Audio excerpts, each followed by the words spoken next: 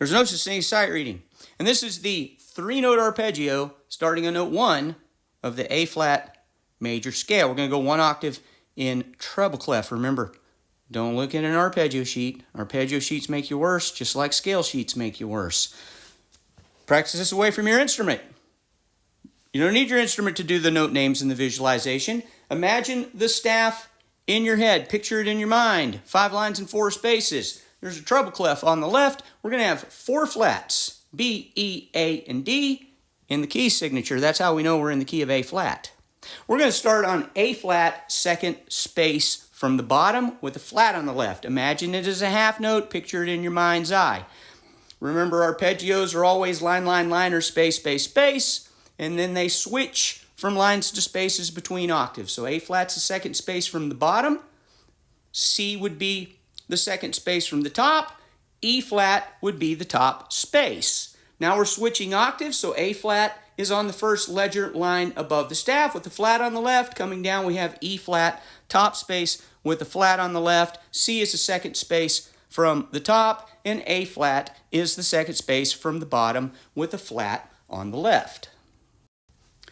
Now, if you think that an A flat and a G sharp are the same note, well, then this entire system fails.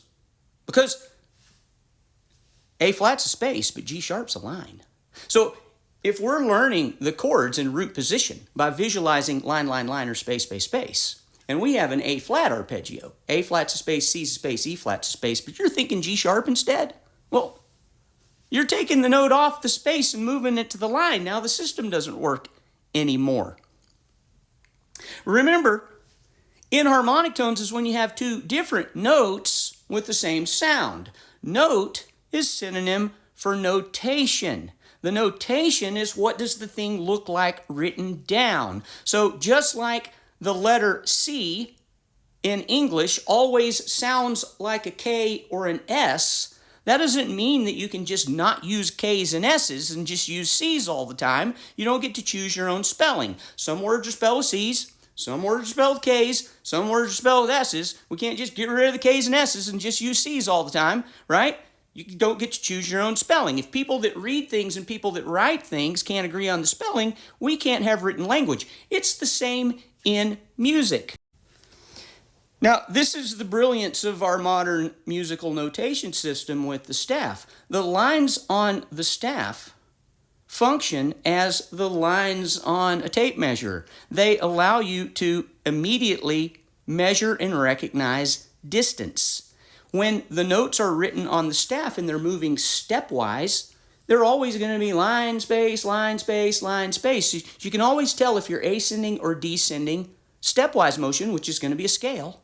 And if you're skipping, which would be an arpeggio, you'll be able to immediately identify the skips because the smallest skip, the third, is going to go line, line, line, line, or space, space, space, space. Larger skips are going to be identifiable just because of the greater distance. So you're always going to know, am I moving up or down a scale, or a part of a scale, or am I moving up or down a chord, or arpeggio, or part of a chord? So if you learn your scales and arpeggios by sight, by spelling, and by sound, you'll be able to very, very quickly recognize them when you see them in music.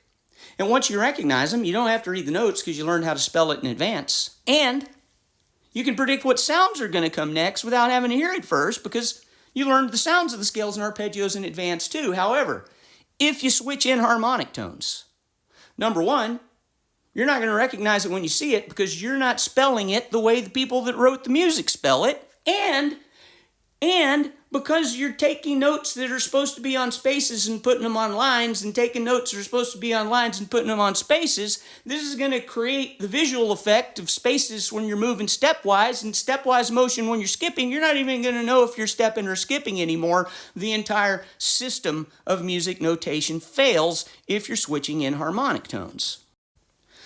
So remember, the goal is not just to learn to play the arpeggio or the chord.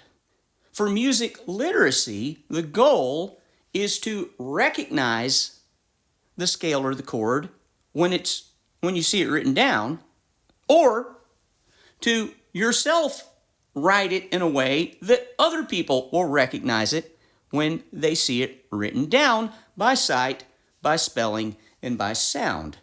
If people who write things and people who read things can't agree on the spelling, we can't have written language. My name's Mark Dooley. I've been a private music teacher for 36 years, focused on practical theory and music literacy. If you'd like to hear more, follow me. If you'd like lessons, contact me. If you can learn how to read words, you can learn how to read music.